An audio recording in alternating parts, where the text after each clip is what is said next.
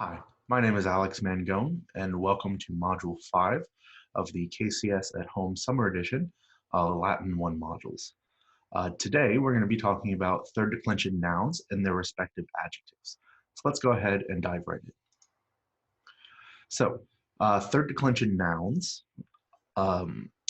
contain a mix of feminine, masculine, and neuter nouns. This is unlike first and second declension that are just limited to one or two genders. What makes third declension nouns special and why we cover them separate from first and second is that third declension nouns do not have a set nominative singular ending. That is just considered whatever that form is. So to find out what the nominative singular is, we need to look these words up in our Latin dictionary. And you can always tell what the nominative singular is because that will be the first form listed in the dictionary.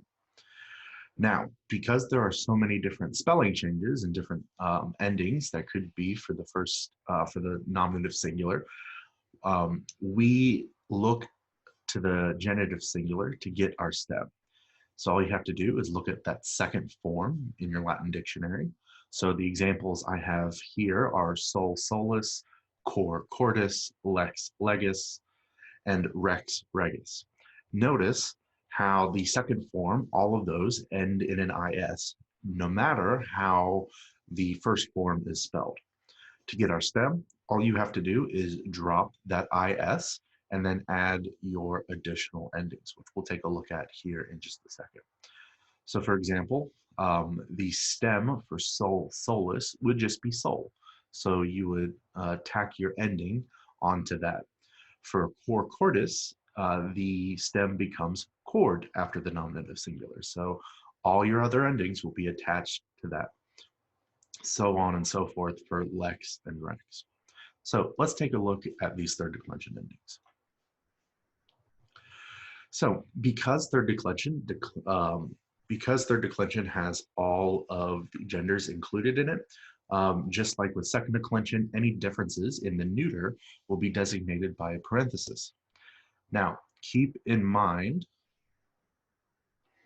that the accusative singular will be exactly the same as whatever the nominative singular will be.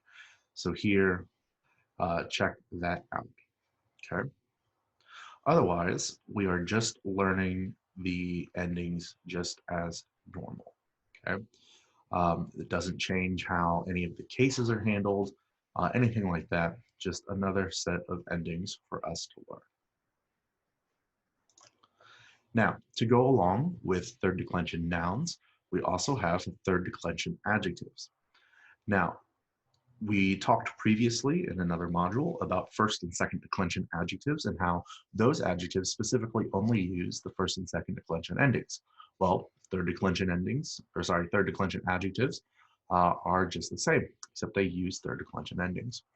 One key difference between third declension adjectives and first and second is that there are three different types of third declension adjectives, and they're all pretty self-explanatory once we get into them. We have a three-form adjective, a two-form adjective, and a one-form adjective. These different forms tell us how, or these different types tell us how many nominative singular forms an adjective has, okay? And plural forms are not affected by this in any way, shape, or form. So as we take a look at these, we'll see that the plural endings remain the same throughout all three, and really it's just the nominative singular that's affected by this. So for three-form adjectives, notice that this adjective has a different form in the nominative singular for each gender, okay? And notice as we scroll down that the other four cases keep the same ending across, with the one exception being the neuter, right? Neuter rules still apply here. And when we look at the plural forms, again, pretty standard. Notice that they are using third declension endings as we talked about before.